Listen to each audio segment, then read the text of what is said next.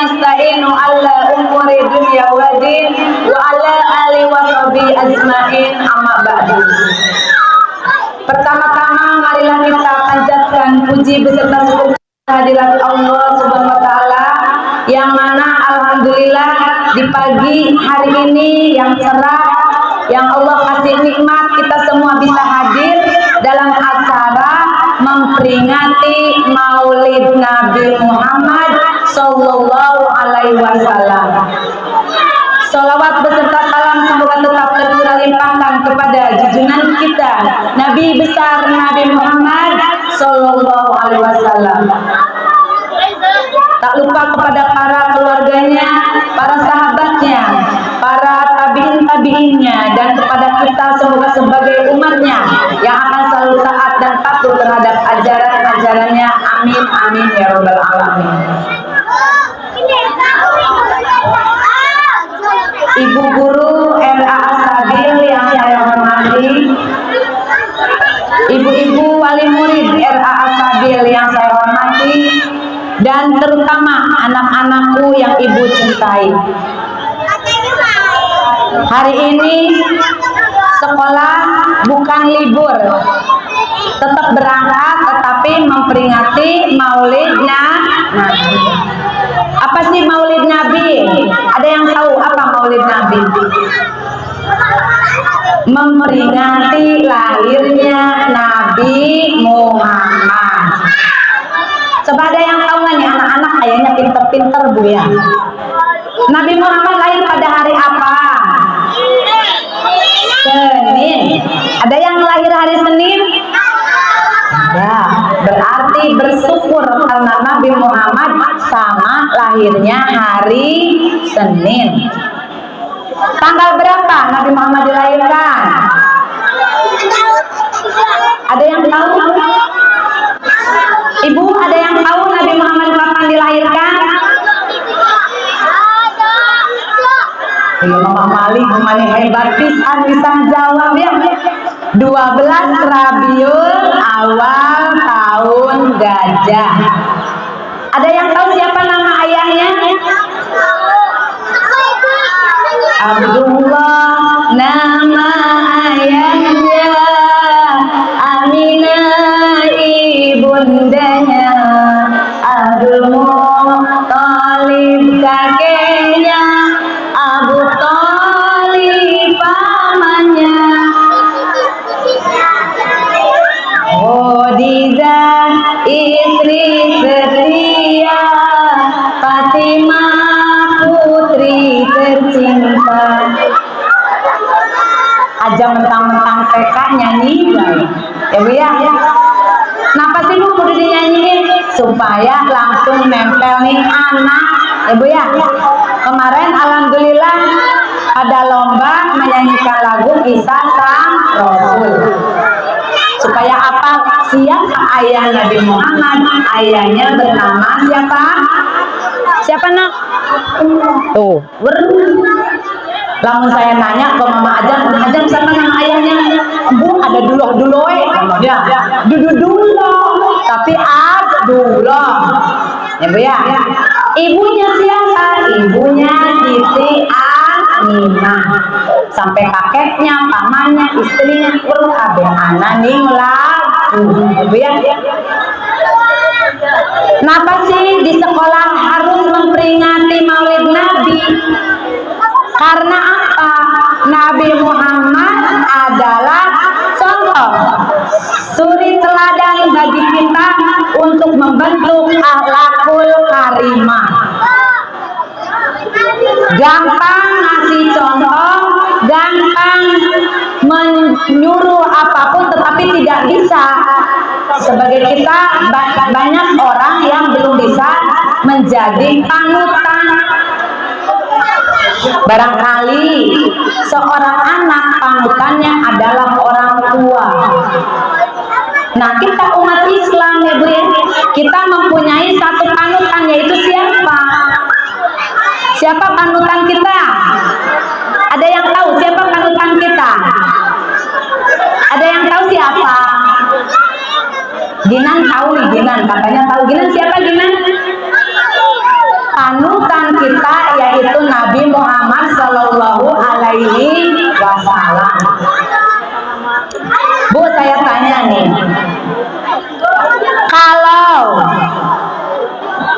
ayam mencontoh domba bisa enggak? Tidak bisa. Ayam nyontoe ayam, domba nyontoe domba. Begitupun dengan kita manusia. Maka yang menjadi contoh, yang menjadi panutan adalah siapa? Manusia. Kita tidak mencontoh malaikat, kita tidak mencontoh jin, kita tidak mencontoh setan, tetapi kita mencontoh yaitu siapa? Manusia. Siapa yang jadi contoh? Yaitu siapa? Nabi Muhammad. Ada contoh anak-anak, Bu, aku sih contohnya Superman. Superman bisa terbang, kuat. Sekarang ibu tanya, mau nggak kayak Superman? Mau nggak kalau celana dalamnya dipakai di luar? Mau nggak? Aldi mau? Beneran nih, nggak malu pakai celana dalam di luar?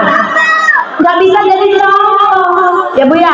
Kata anak-anak, aku ingin jadi Superman, bisa terbang, badannya kuat, bisa nolong orang. Tapi lihat pakaiannya, kebaliknya celana dalam dipakai di luar. Mau nggak? Nggak mau ya Bu ya. Panutan kita adalah Nabi Muhammad. Beliau itu adalah seorang manusia. Apakah kita harus mencontoh malaikat? Tidak. Malaikat tidak tidur, malaikat tidak makan, malaikat tidak kawin. Tetapi siapa? Nabi Muhammad SAW adalah beliau manusia. Apa sih bedanya manusia antara kita dengan Nabi Muhammad? Bedanya banyak, Bu. Kenapa sih harus jadi contoh? Contoh itu kan ada, Bu, misalnya bapaknya, ibunya. Kenapa harus Nabi Muhammad? Begini, Bu, saya tanya sama ibu-ibu yang belakang. Halo, kedengaran gak yang belakang? Saya tanya yang belakang nih ya. Ibu, saya tanya nih, Nabi Muhammad tidur tidak? Ibu tanya nih, Nabi Muhammad tidur tidak?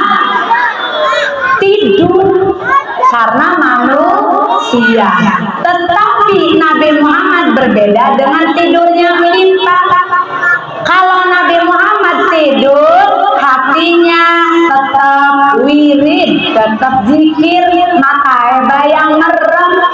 Tapi lamun ibu turun ngorok, anak cicak manjing mulut, anak nyamuk manjing telinga, ge beli kerasa. Saking turuwe kayak apa ya Bu ya. Sekarang saya tanya lagi nih yang tengah, Nabi Muhammad keringetan tidak, Bu? Pasti. Yang namanya manusia beraktivitas pasti ada keringetnya. Keringatnya Nabi Muhammad sebelum adanya minyak wangi, harumnya seperti harum minyak kasturi. Sekarang saya tanya, ibu-ibu berjemur di luar atau sekarang di sini, keringetan nggak, Bu? Coba rasakan baunya kayak apa, Bu, baunya? Rasakan sendiri aja deh, nggak usah ngomong, ya Bu ya. Itu beda ya Bu, tidurnya, keringatnya. Sekarang terakhir,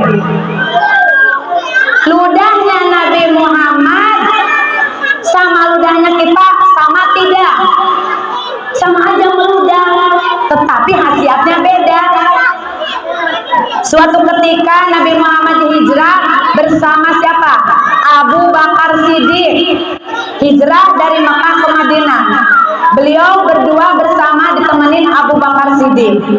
Waktu itu Nabi Muhammad akan beristirahat dan bersembunyi di Gua Sur.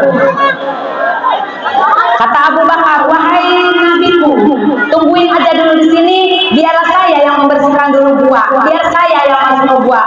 Barangkali ada hewan buas. Ternyata dibersihkan.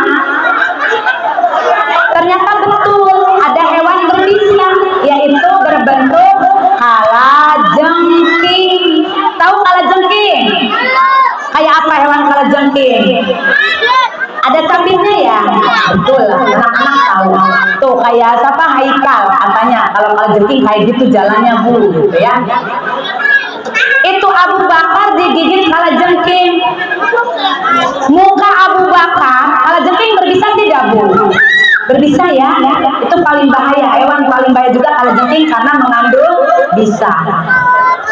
Abu Bakar mukanya sudah pucat. Terus Nabi Muhammad bertanya, hei Abu Bakar, kenapa kamu takut hijrah? Tidak ya Nabi. Kamu nyesel ikut sama saya? Tidak ya Nabi. Terus kenapa kamu pucat? Itu Nabi tangan. Kenapa tangannya digigit kala jengking? Kenapa kamu nggak bilang dari tadi? Saya tidak mau menyusahkanmu wahai Nabi. Sama Nabi itu luka yang sudah abu dikasih ludah langsung sembuh. Sekarang Adli jatuh, ternyata lututnya berdarah nih. Sama mamanya diludahin. Apa nanti nggak jadi infeksi? Bukannya sembuh malah borok, Bu. Ya, itu bedanya. Ludahnya Nabi Muhammad, keringatnya Nabi Muhammad, tidurnya Nabi Muhammad. Ya Bu ya.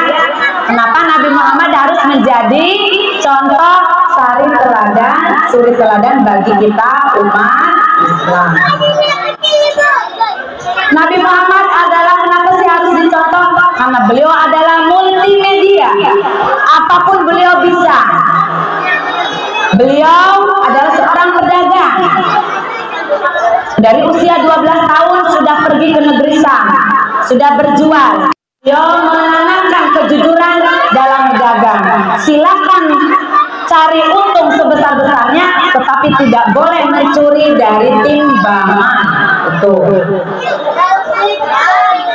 Nabi adalah seorang guru, Nabi adalah seorang kiai, Nabi adalah seorang penceramah. Nabi juga adalah seorang presiden, karena beliau adalah seorang pemimpin negara. Nabi juga seorang jenderal karena pernah memimpin sebuah perang. Jadi Nabi itu apapun semua bisa. Ya Bu ya. Nabi juga hebat. Hebatnya tidak hanya untuk dirinya. Ketika sama temannya Nabi hebat, ketika sama musuhnya juga Nabi hebat, ketika sama keluarga Nabi juga hebat.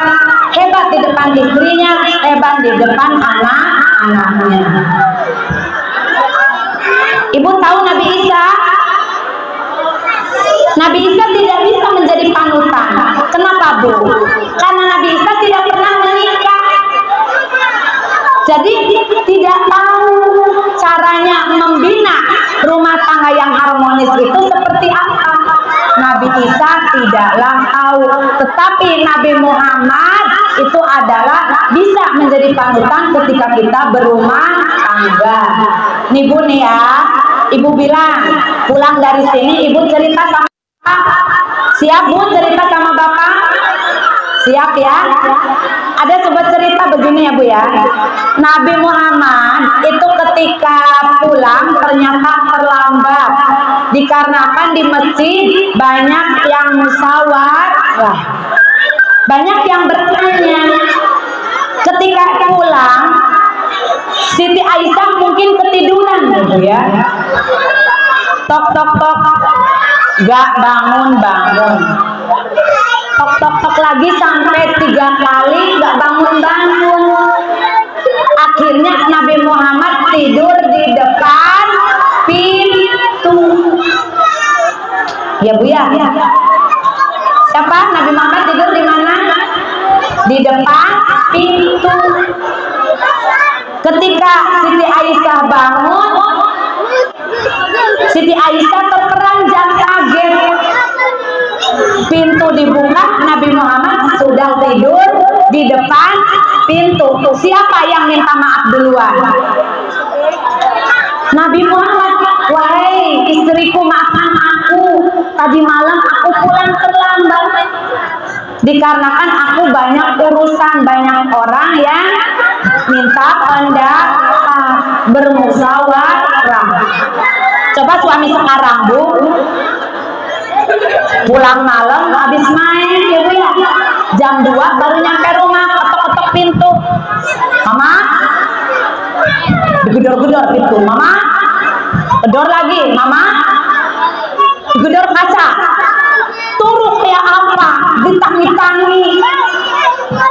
Kalau zaman sekarang kenapa Nabi Muhammad menjadi panutan itu? Saking menghargainya seorang perempuan. Beliau mengatakan barangkali istrinya pegel, capek, boro-boro ya Bu ya. Padahal sing esuk ibu tangi, masak, ngurus anak, sorenya lagi habis jemur baju, ngambil baju, nyetrika, ngurus anak lagi, malamnya ngurus suami lagi, tidak ada berhentinya. Tetapi mana ya Bu ya, kurang sedikit marah ya Bu ya. Nanti ceritakan Bu sampai rumah ya. Kalau ada suami yang pulang malam jangan marah. Kalau istrinya tidur pintunya nggak dibuka, silakan tidur aja di luar. Nabi Muhammad aja begitu, bilang aja begitu ya Bu ya. Itulah Nabi Muhammad. Nabi Muhammad bukan lahir dari orang kaya, bukan. Nabi Muhammad itu lahir dari orang yang biasa. Beliau terbiasa dengan hidup susah.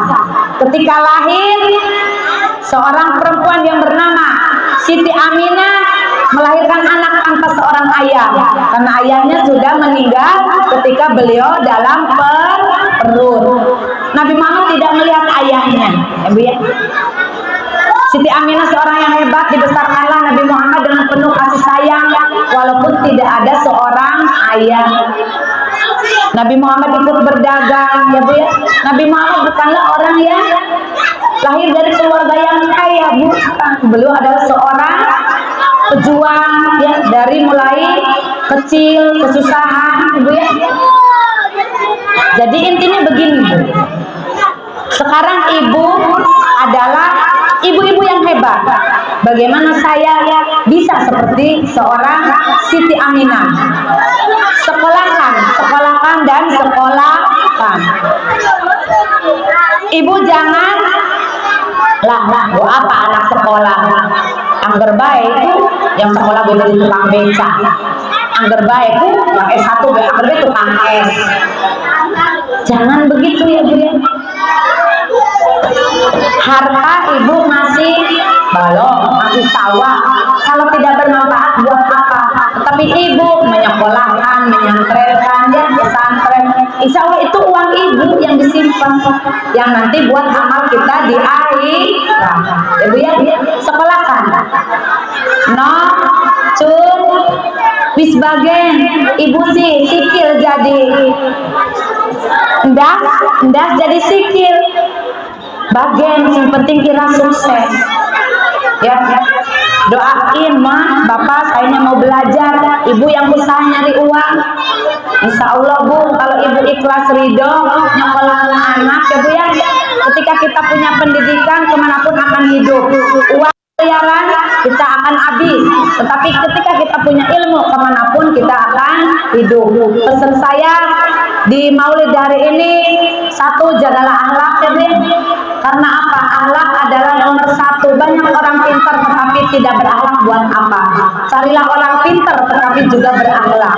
Silakan ibu sekolahkan anak-anak, didik pula di rumah dengan akhlak yang baik. Itu pesan saya ya Bu ya.